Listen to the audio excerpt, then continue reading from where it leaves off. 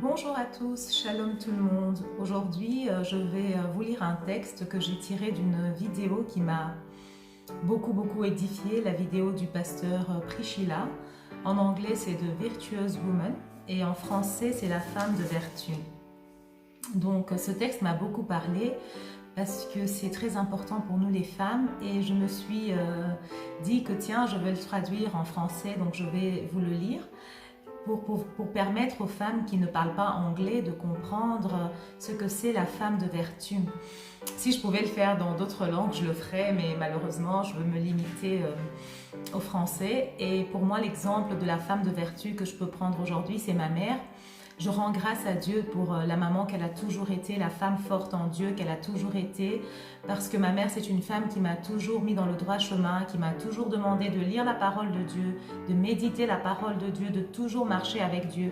À chaque fois que je l'appelais pour lui dire « Maman, j'ai un problème, ça ne va pas », elle me disait « Mets-toi à genoux, prie ». Lis la Bible, médite la parole de Dieu. Donc aujourd'hui, je suis fière d'avoir cette maman-là et je rends grâce à Dieu pour cette mère qu'elle est. À l'époque, je banalisais beaucoup les conseils de ma mère parce que je n'étais pas moi-même mère et je n'avais pas de responsabilité. Mais quand je suis devenue mère, j'ai compris tout ce que ma mère me disait.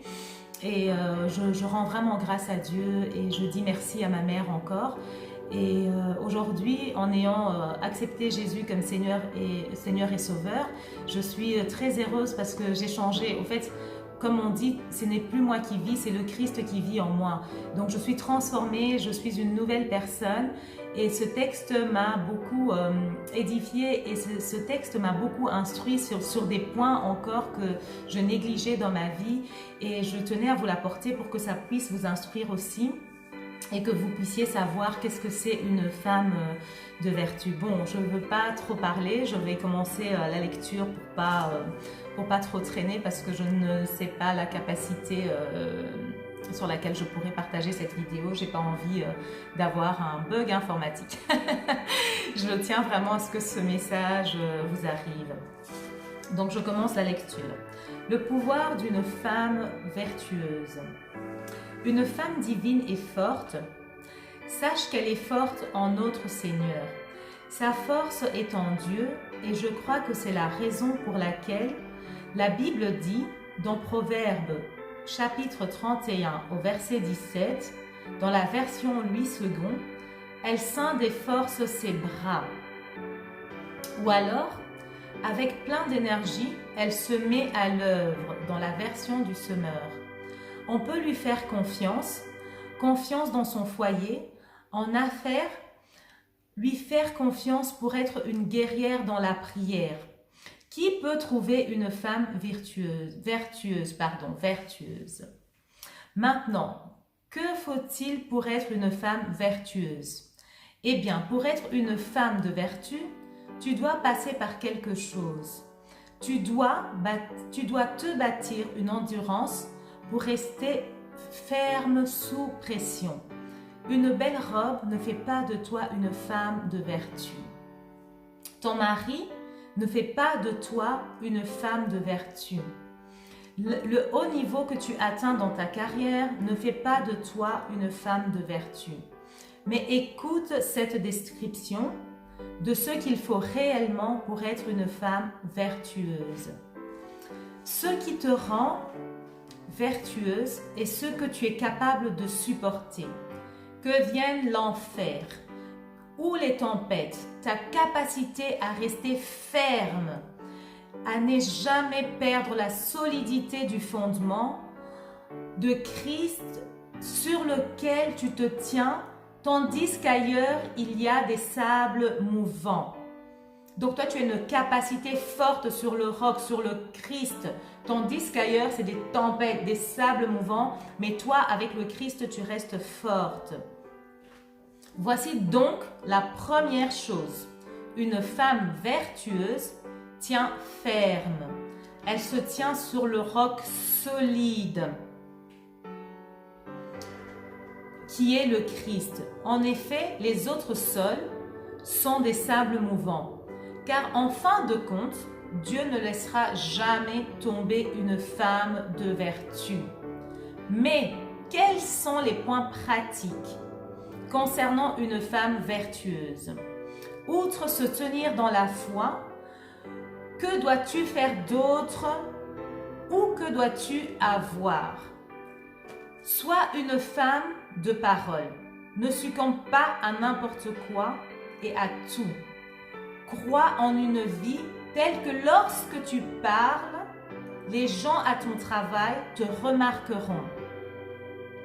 Car tu as été ferme, consciente et stable, et non pas parlant de comment tu aimerais avoir un homme ou combien tu en as assez d'être seul. Ces choses de ce genre-là. Tu dois vivre une vie, lorsque tu parles, amène de l'influence. Alors, sois plus forte dans tes convictions. Sois consistante dans tes conversations. Ne sois pas de manière aujourd'hui et d'une autre manière demain, ce qui pousserait les gens à ne pas vouloir t'écouter. Tu dois avoir de l'influence dans tes conversations.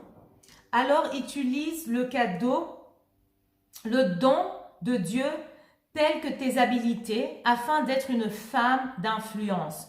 Sans attendre quelque chose vienne t'influencer de quelque manière que ce soit. Ah oui, parce que nous les femmes, on se laisse souvent influencer par des choses banales de la vie. Une femme de vertu, quand elle parle, les gens prêtent attention. Et j'aime la partie qui dit « Vis une vie qui, lorsque tu parles, amène de l'influence. » Car une femme divine utilise les dons de Dieu pour être une influence positive. Mais soyons également réels. Comment une femme divine doit-elle se conduire quand il s'agit de relations avec les hommes? Voici Darrell Inès qui nous explique. Il faut avant tout avoir une relation forte, mais forte avec Dieu avant d'essayer d'avoir une relation avec un homme. Je répète, et une relation forte avec Dieu avant de chercher une relation avec un homme. Tu dois pouvoir passer avant tout du temps avec Dieu. Personne ne peut te dire de couper ton jeûne. Personne ne peut te dire quand tu dois sortir de ton temps de prière. Certains hommes le font de fois. Mais toi, prends tout le temps qu'il te faudra pour arriver à Dieu.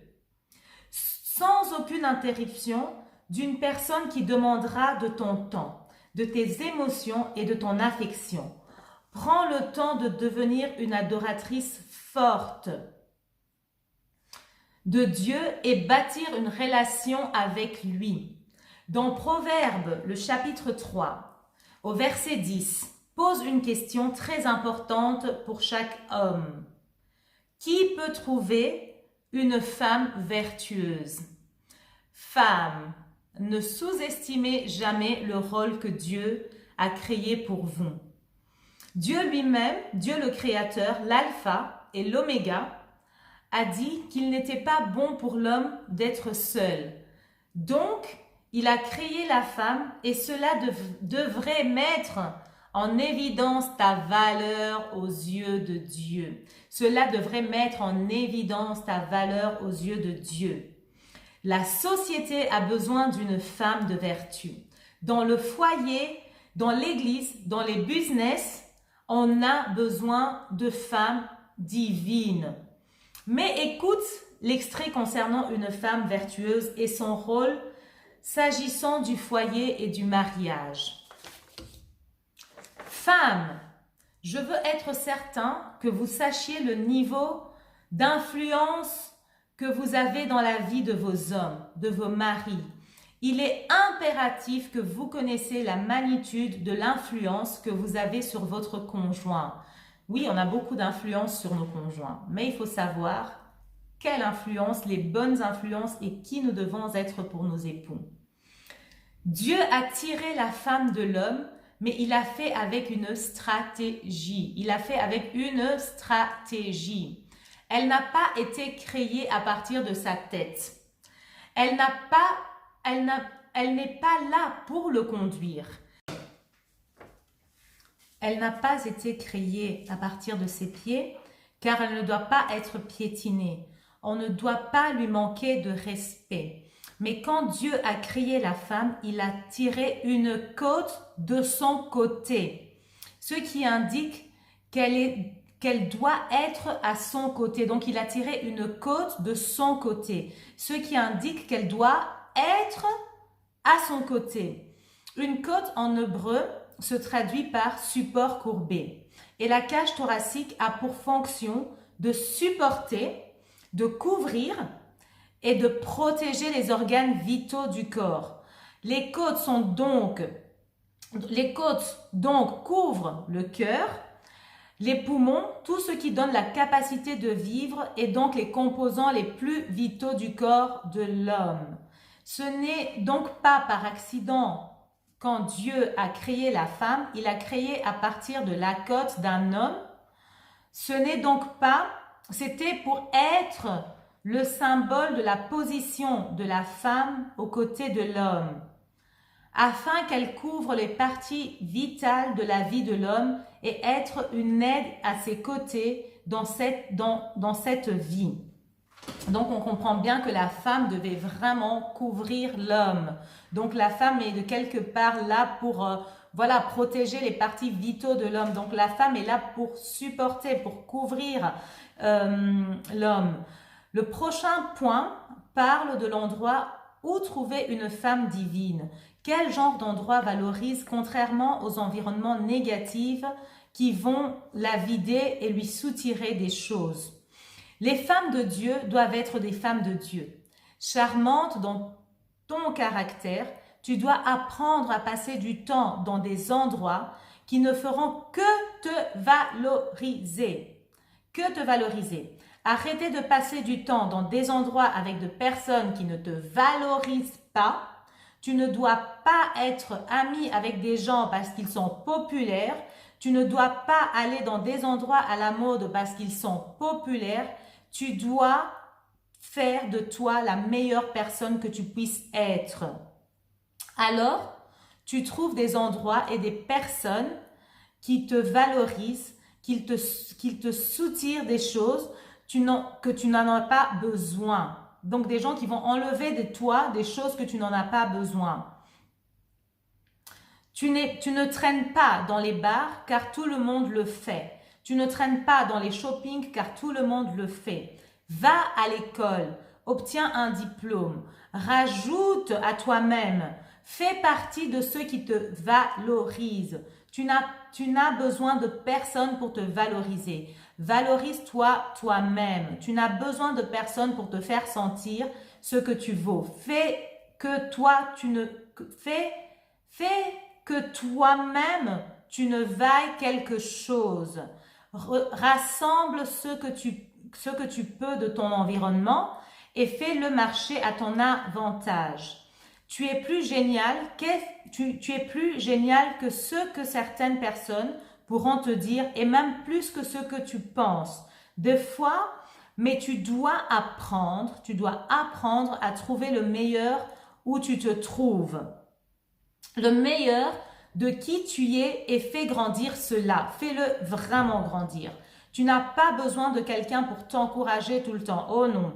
Fais marcher ton environnement à ton avantage. Fais marcher ton environnement à ton avantage.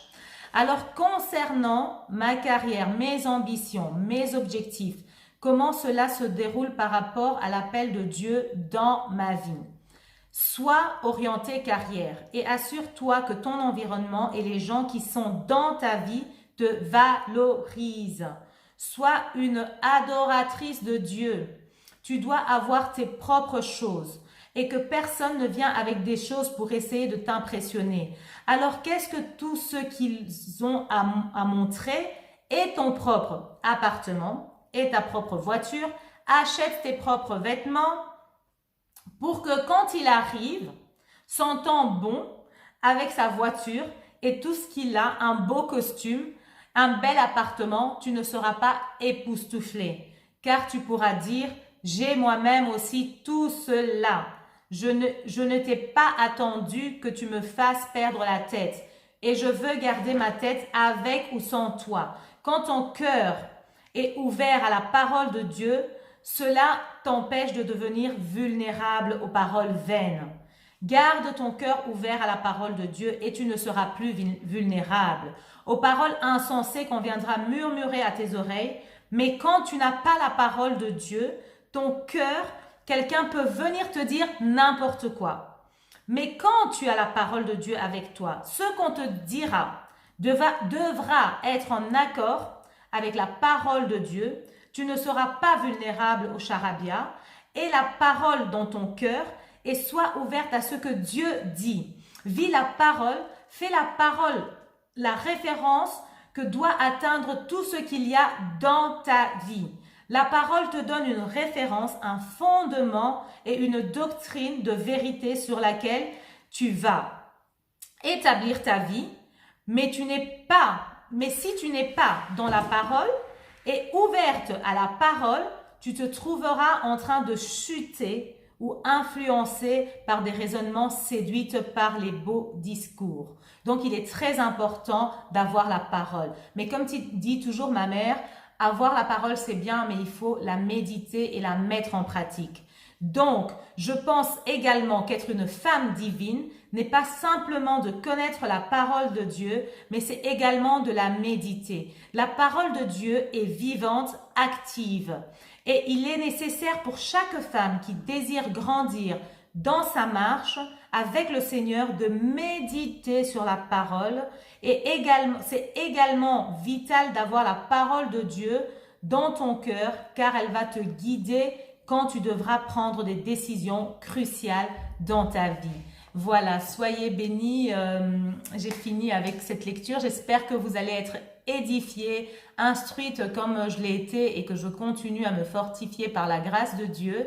Donc, je vous souhaite encore vraiment d'être édifiés par ce message que je viens de vous parler. Je vous rappelle encore que si vous voulez suivre la version originale, c'est le pasteur Priscilla, donc de Virtuous Woman. Et ça se trouve sur YouTube si vous tapez la vidéo. Et moi, je prie le bon Dieu qui vous ouvre les yeux, les oreilles et que vous soyez toutes des femmes de vertu. Encore, soyez bénis.